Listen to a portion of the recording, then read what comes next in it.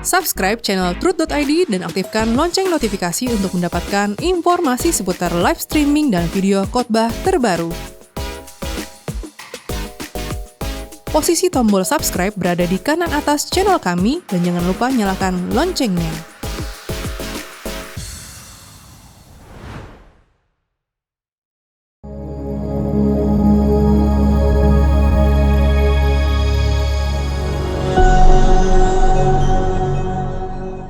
Shalom Rehoboth Church, senang berjumpa di ibadah tengah minggu kembali. Mari persiapkan segenap keberadaan kita bersatu dalam doa. Ini setiap kami Bapa yang mau sungguh-sungguh diam mendengarkan firman-Mu. Persiapkan kami Tuhan. Dan biarlah firman-Mu boleh tertanam dan tertabur dalam setiap hati kami. Kau menjagai kami Bapa dengan sempurna. Sebab itu kami mau katakan, Kau menjagai milik-Mu selalu. Kau menemani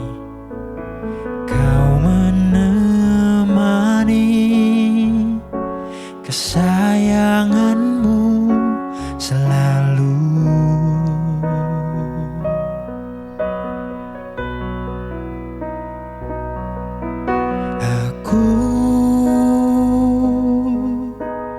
Biji mata-Mu tak terbayangkan dalam cinta-Mu Bapa. Kembali katakan, Kau menjagai. Kau menjagai milik-Mu selalu.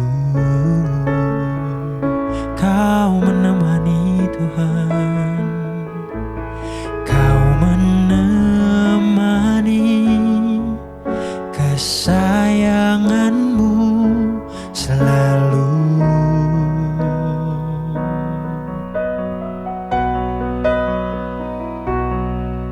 Aku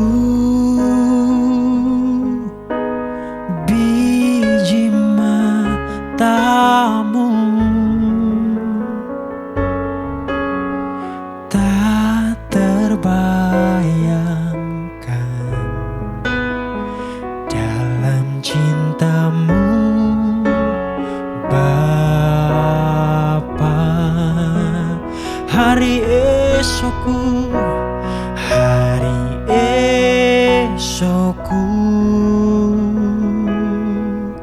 ada di tangan-Mu.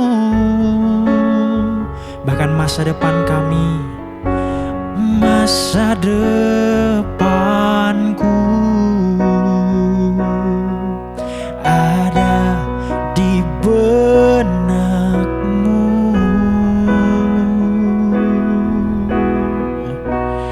Tak kenal ragu dan takkan ku takut.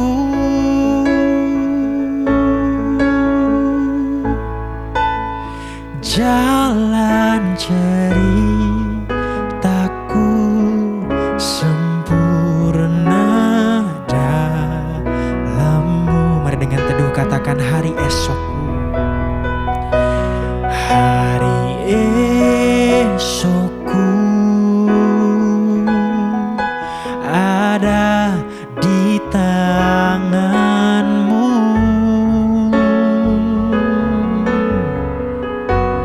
Masa depanku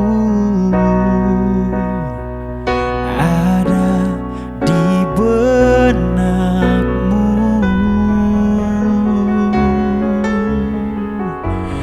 Tak kenal ragu dan takkan ku takut.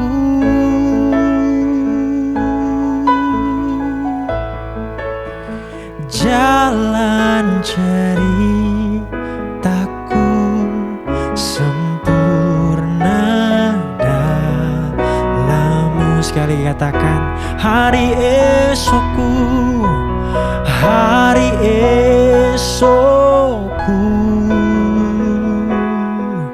ada di tangan-Mu.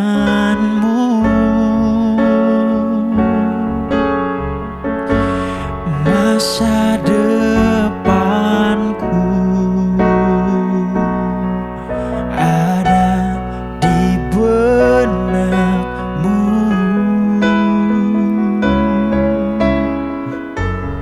Tak kenal ragu dan takkan ku takut.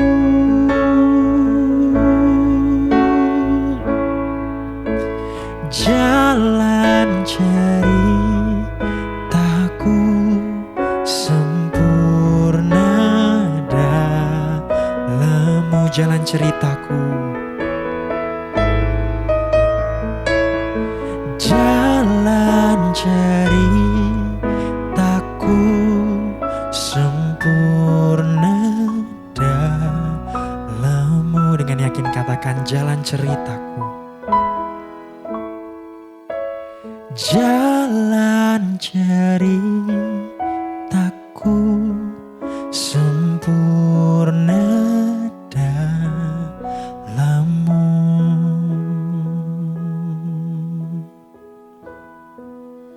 Sebab jalan cerita kami Tuhan sempurna di dalam-Mu.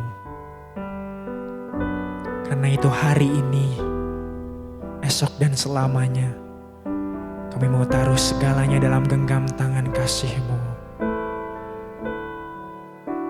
Dan biarlah kami jalani hari bersama-Mu Tuhan.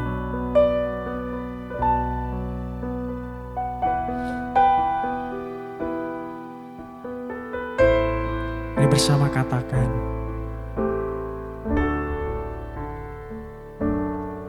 setiap hari adalah hari-Mu.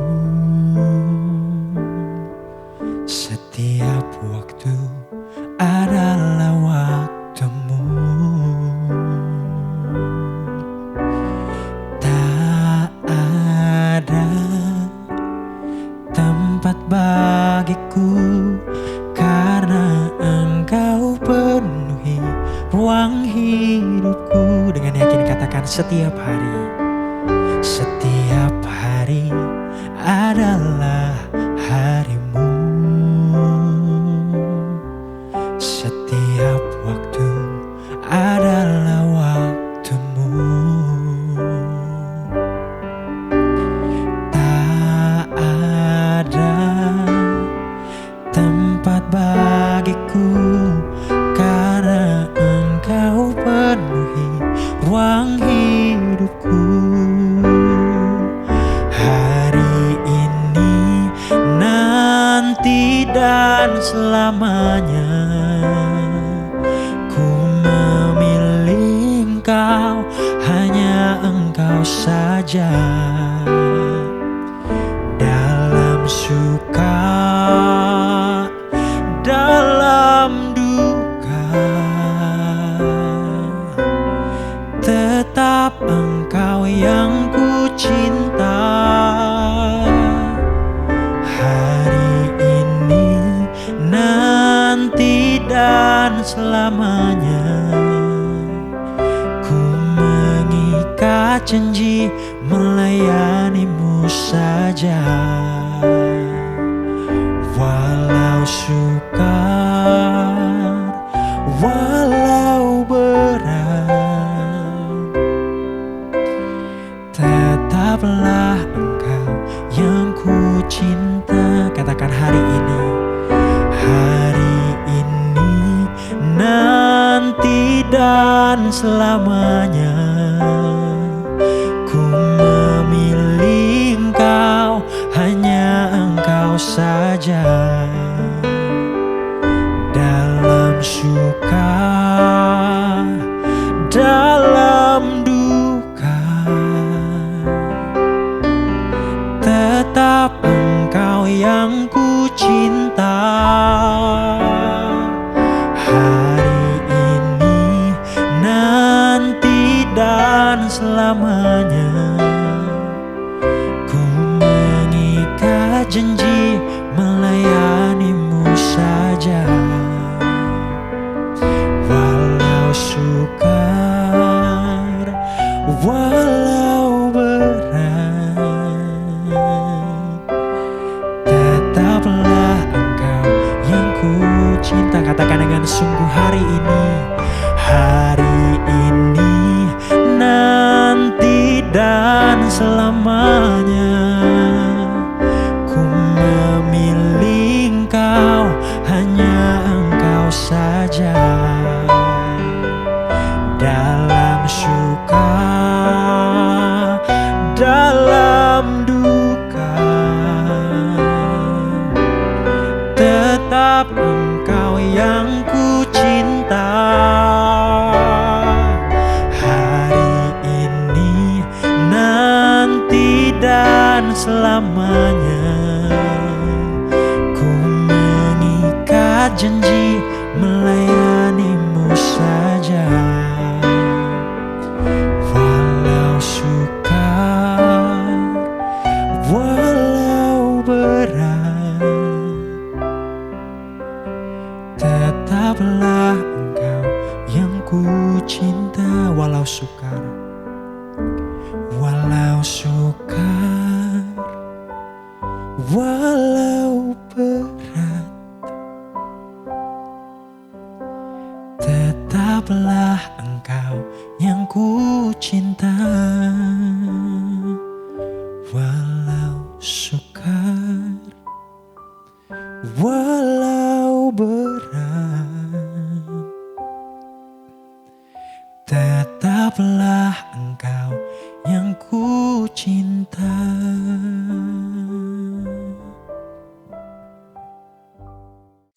Shalom Bapak Ibu Saudara, sebelum kita memulai pembelajaran firman Tuhan pada saat ini, mari kita teduhkan hati kita dan kita berdoa. Bapa, kami bersyukur untuk kebaikan Tuhan, penyertaan dan pembelaan-Mu yang selalu nyata atas kehidupan kami.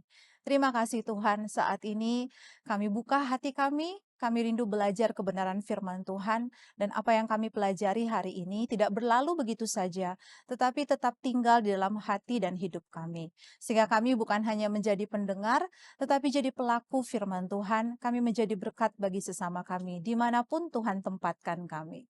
Terima kasih Bapa, di dalam nama Putra-Mu Tuhan Yesus kami berdoa. Amin. Bapak Ibu Saudara, ketika saya bertanya kepada Bapak Ibu, siapa yang ingin berkenan di hadapan Tuhan? Pasti Bapak Ibu semuanya mengangkat tangan dan menjawab saya. Saya rindu, saya punya kerinduan yang besar untuk berkenan di hadapan Tuhan, untuk menyenangkan hati Tuhan. Ya, pastinya dan tentu saja kita semua, saya dan saudara, ingin hidup berkenan di hadapan Tuhan. Namun, pernahkah Bapak Ibu merasakan bahwa ada sesuatu yang kurang meski semua terlihat baik secara lahiriah? Seperti piala emas yang mewah dan berkilauan di luar, tetapi ketika dibuka, bagian dalamnya penuh dengan karat dan endapan kotoran. Itu karena kemurnian hati kita belum tercapai, Bapak Ibu. Hari ini kita akan mendalami bersama bagaimana ternyata Tuhan memanggil kita untuk memiliki hati yang murni. Bukan hanya tampak baik di luar, tetapi bersih dan tulus dari dalam hati di hadapannya. Mazmur 24 ayat yang ketiga, 4, dan 5 berbunyi demikian. Siapakah yang boleh naik ke atas gunung Tuhan? Siapakah yang boleh berdiri di tempatnya yang kudus? Orang yang bersih tangannya dan murni hatinya, yang tidak menyerahkan dirinya kepada penipuan dan yang tidak bersumpah palsu. Dialah yang akan menerima berkat dari Tuhan dan keadilan dari Allah yang menyelamatkan dia. Ayat 3 berbunyi, siapakah yang boleh naik ke atas gunung Tuhan? Siapakah yang boleh berdiri di tempatnya yang kudus? Pertanyaan ini sangat relevan di tengah zaman yang dipenuhi kompromi dan kemunafikan. Tuhan mengundang kita untuk hadir dalam kekudusannya, tetapi hanya mereka yang bersih tangannya dan murni hatinya yang layak berdiri di hadapan Tuhan. Kemurnian hati berarti melepaskan segala noda jiwa seperti penipuan, kebohongan, kepahitan, iri hati, dan kesombongan. Semua itu adalah racun yang menumpulkan kasih serta menghalangi kehadiran Allah dalam kehidupan kita semua. Bapak Ibu Saudara, Mazmur 24 adalah Mazmur Daud yang kemungkinan besar ditulis untuk perayaan pemindahan tabut perjanjian ke Yerusalem. 2 Samuel 6. Gunung Tuhan merujuk pada Gunung Sion, tempat bait suci sebagai simbol hadirat dan pemerintahan Allah. Mazmur ini menggambarkan prosesi masuk ke tempat kudus dengan pertanyaan retoris tentang siapa yang layak hadir di hadirat Tuhan. Fokusnya bukan ritual semata, melainkan hati yang murni dan hidup yang benar sebagai sebuah kesiapan menyongsong perjumpaan dengan Allah. Ibadah sejati lebih menekankan kesiapan batin daripada sekedar tempatnya atau korbannya.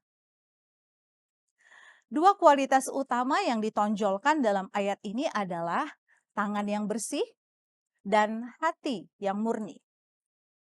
Keduanya mencerminkan kehidupan yang layak untuk berdiri dan berjumpa langsung dengan Allah. Bukan soal kepemilikan harta, status sosial, atau pencapaian duniawi yang menentukan, melainkan tentang bagaimana kondisi hati dan tindakan kita di hadapan Allah. Inilah syarat utama untuk naik ke gunung Tuhan dan bertemu muka dengannya. Bukan sekedar penampilan dan pencapaian fana yang kita miliki. Kita beralih kepada bagian yang pertama, yaitu tangan yang bersih. Secara harafiah berarti tangan-tangan yang tidak bernoda. Tangan dalam konteks Ibrani adalah simbol dari tindakan, perbuatan, dan kerja seseorang. Maka frasa ini menunjuk pada seseorang yang hidupnya bebas dari perbuatan curang, kekerasan, eksploitasi, atau ketidakadilan. Hal ini ditegaskan dalam Yesaya 1 ayat 15-17, Bapak Ibu. Di mana Tuhan menolak ibadah umat karena tanganmu penuh dengan darah. Kesalehan yang hanya tampak di luar tidak dapat menutupi perbuatan jahat yang dilakukan. Allah menuntut keadilan yang nyata, bukan sekedar ritual ibadah yang dilakukan secara formal belaka. Contoh nyata dalam kehidupan kita setiap hari, ya seorang pedagang yang jujur menolak menipu timbangan, bahan baku dan harga. Seorang guru yang adil dalam menilai, seorang karyawan yang tidak menyalahgunakan waktu dan tanggung jawabnya, bekerja dengan disiplin dan integritas adalah contoh konkret dari tangan yang bersih. Hal ini mencerminkan tindakan yang jujur, lurus, dan tidak merugikan orang lain. Di pasar, di rumah tangga, sekolah, di dunia kerja, bahkan dalam dunia pelayanan atau gereja, Bapak Ibu. Yang kedua adalah hati yang murni. Hati yang murni. Menggunakan kata bar, berarti jernih, murni, bersih secara batiniah. Digunakan dalam Mazmur 24 ini untuk menggambarkan hati, yaitu pusat dari kehendak, pikiran, dan perasaan manusia. Maka hati yang murni menunjuk pada batin yang tidak bercampur dengan niat jahat, tipu daya, atau motivasi yang tersembunyi. Nah, secara teologis, kemurnian hati dan kebersihan perbuatan adalah syarat utama untuk mengalami hadirat Tuhan. Ini ditegaskan dalam Matius 5 ayat yang ke-8. Berbahagialah orang yang suci hatinya, karena mereka akan melihat Allah. Melihat Allah adalah mengalami perjumpaan dan penyataannya secara pribadi dalam kehidupan kita. Orang yang bersih hatinya akan mampu melihat dan mengakui kebaikan Allah dalam setiap peristiwa kehidupannya. Hal ini pun diakui oleh Asaf yang dituliskannya di dalam Mazmur 73 ayat yang pertama. Sesungguhnya Allah itu baik bagi mereka yang tulus hatinya, bagi mereka yang bersih hatinya. Seorang pemimpin yang mengambil keputusan demi kesejahteraan bersama, bukan untuk keuntungan pribadi. Ada seorang ibu yang tetap menjaga integritas dan tidak mencurigai kebaikan Allah, meskipun hidupnya penuh dengan masalah, pergumulan, serta tekanan. Semua itu mencerminkan hati yang tidak tercemar oleh kepentingan diri atau kepahitan, tetapi tetap terarah kepada Tuhan. Bapak Ibu Saudara, dari kedua frasa ini kita belajar bahwa kehidupan yang berkenan kepada Tuhan ditandai oleh keterpaduan antara perbuatan yang benar dan motivasi yang murni. Tangan yang bersih berbicara tentang apa yang kita lakukan. Sekali lagi, tangan yang bersih berbicara tentang apa yang kita lakukan, dan hati yang murni berbicara tentang mengapa kita melakukannya.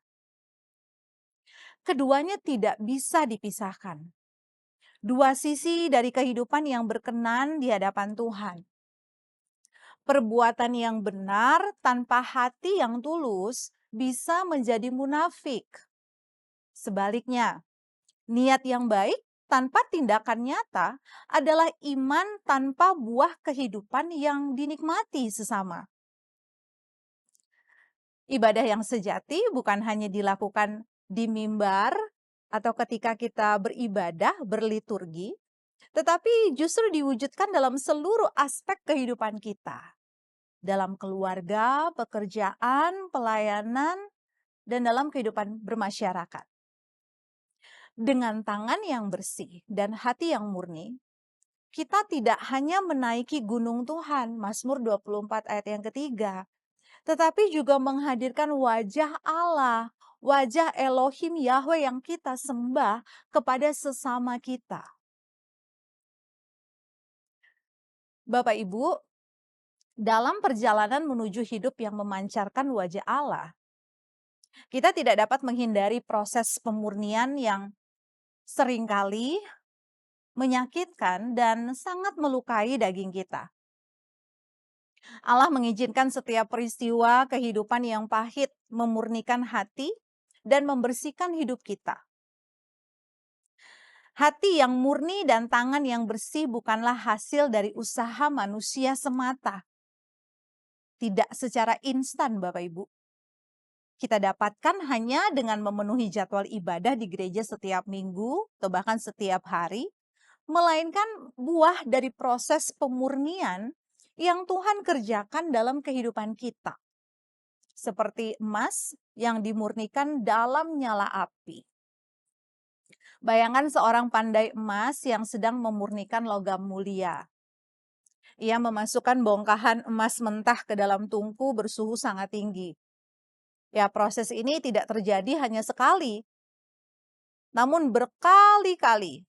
Emas harus dibakar, dilelehkan, dan disaring dari semua kotoran dan unsur-unsur lain yang mencemari emas tersebut. Setiap kali kotoran itu naik ke permukaan, sang pandai emas menyekannya dengan perlahan. Nah, proses ini terus berlangsung dari api ke api, dari pembersihan kepada pembersihan, sampai satu titik ketika sang pandai emas melihat bayangannya sendiri dengan jelas di permukaan emas yang cair tersebut. Saat itulah ia tahu emas itu telah menjadi murni. Bapak Ibu, demikian pula Tuhan memurnikan kehidupan kita, kehidupan saya dan saudara. Proses pemurnian itu seringkali terjadi melalui pencobaan, kekecewaan, penderitaan, sakit hati, dan berbagai pengalaman sulit yang membuat kita mungkin ingin menyerah.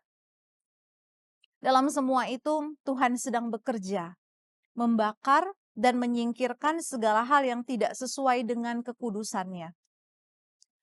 Seperti emas yang dimurnikan dalam api, kehidupan kita juga sedang dibentuk agar mencerminkan karakter Allah.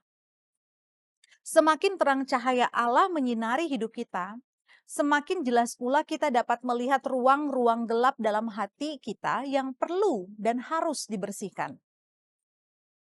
Proses ini bukan sekedar perubahan lahiriah, melainkan pembentukan karakter batin yang mencerminkan kemurnian hati dan kehidupan. Allah sedang membentuk kita agar karakternya nyata dalam diri kita, sehingga dunia dapat melihat wajahnya melalui kehidupan kita. Sebagaimana emas yang murni mencerminkan wajah sang pandai emas tersebut, hidup kita pun dipanggil untuk mencerminkan wajah Allah dan Kristus kepada dunia. Menghadirkan kasih yang tulus, menegakkan keadilan, dan hidup dalam integritas yang sejati. Semakin kita dimurnikan, semakin kita menyelami kekudusan dan kesucian Allah. Bukan sebatas konsep, teori, tetapi real, sebagai hidup yang benar-benar nyata. Menjadi daging yang melekat yang kita hidupi, terwujud dalam seluruh aspek kehidupan kita semua. Bapak Ibu, pertanyaannya, apakah kita bersedia melewati proses itu? Apakah kita rela dibentuk? Apakah kita rela dibakar dan dimurnikan agar layak dan pantas berdiri di tempatnya yang kudus dan menjadi berkat di tengah dunia yang haus akan kebenaran dan kasih sejati?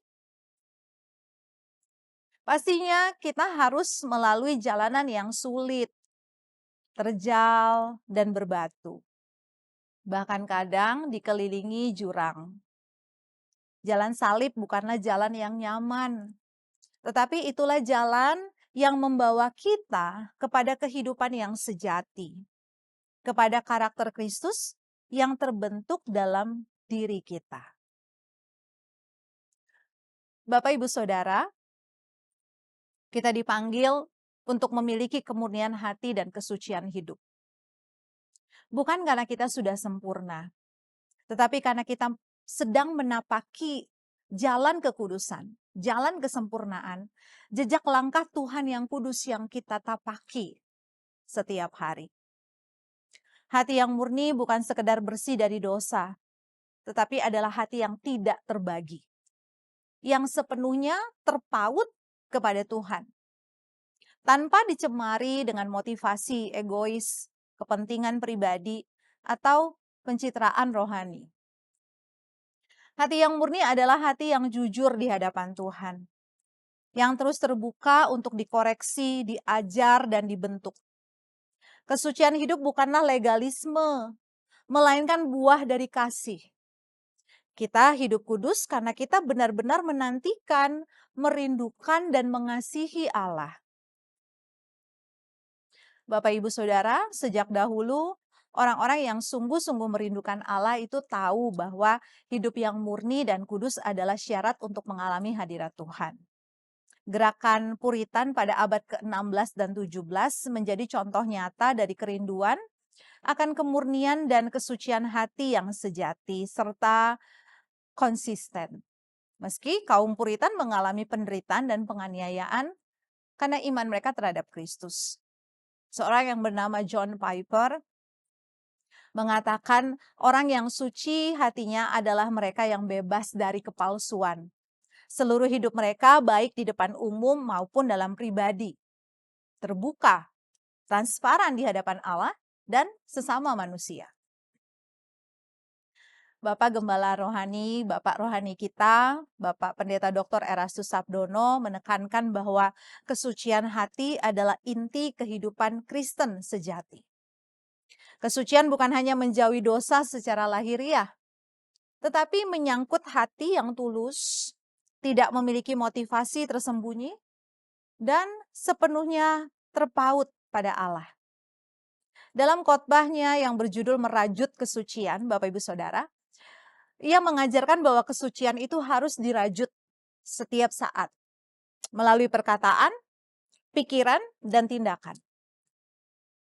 Dan dalam pemaparannya mencium kesucian hidup, beliau menegaskan bahwa kesucian adalah respon hati dan tindakan yang selaras dengan pikiran dan perasaan Allah. Kesucian harus menjadi kebutuhan mendesak dan proses yang terus-menerus demi menyenangkan hati Allah dan hidup sesuai kehendaknya. Sekali lagi, kesucian harus menjadi kebutuhan mendesak dan proses yang terus-menerus demi menyenangkan hati Allah dan hidup sesuai kehendaknya. Bapak Ibu Saudara, dunia ini penuh dengan orang-orang yang hebat dan berprestasi. Namun nyatanya, sungguh dan sangat sedikit orang-orang yang menyediakan hatinya untuk dimurnikan Allah setiap saat. Orang-orang yang memberi dirinya rela untuk dimurnikan Tuhan demi kemuliaan Allah. Mereka atau bahkan mungkin kita hanya ingin tampil di panggung gemilang, namun enggan membayar harga dan masuk dalam proses penghancuran serta pembersihan dari Tuhan agar menjadi pribadi yang lebih murni dan bersih. Bapak Ibu, Tuhan tidak meminta kita datang dengan prestasi dunia yang mengagumkan, melainkan dengan kerinduan yang tulus mengasihinya dan menyediakan diri ini untuk dibentuk serta dimurnikan oleh tangan Tuhan. Meskipun doa-doa kita belum dijawab, bahkan kadang terasa seolah tak pernah dijawab oleh Tuhan, apakah hati kita ini tetap murni mengasihinya? Apakah kita sanggup terus percaya dan setia kepada Allah walaupun jalan kehidupan kita yang harus kita lalui setiap hari ini terasa sangat berat dan gelap? Biarlah dan kiranya hati kita menjadi seperti emas yang dimurnikan di dalam api, melewati panas dan tantangan hingga wajah Allah semakin nyata terpancar dalam kehidupan kita. Karena hanya melalui proses pemurnian itulah kita benar-benar menjadi pribadi yang baru, yang bukan hanya indah dari luar, tetapi penuh kekuatan dan kasih dari dalam. Di balik setiap api yang membakar, Allah sedang mengukir keindahan abadi dalam jiwa kita, dalam batin kita. Selamat berjuang untuk dimurnikan Allah. Mari kita berdoa. Terima kasih ya Bapa untuk kebenaran firman Tuhan yang telah kami dengar pada saat ini. Biarlah firman Tuhan ini menjadi kekuatan dalam kehidupan kami, supaya kami terus-menerus memberikan hati dan hidup kami dengan penuh kerelaan, menyediakan kehidupan kami untuk terus dimurnikan oleh tangan-Mu ya Bapa. Tuhan, biarlah Engkau mengukir keindahan yang kekal, keindahan yang abadi di dalam batin kami, sehingga sesama kami dapat menikmati seluruh kehidupan kami yang telah diubahkan, diperbaharui oleh Tuhan. Dan kelak kami mampu berjumpa dengan Engkau, melihat wajah-Mu dengan penuh senyum, menyambut kehidupan kami yang telah melewati begitu banyak dan beratnya proses kehidupan ini. Terima kasih Bapa, biarlah Roh Kudus menguatkan iman kami terus-menerus setiap saat, lingkupi kami dengan kuasa kasih Allah. Terima kasih Tuhan, kami bersyukur, kami berdoa. Amin.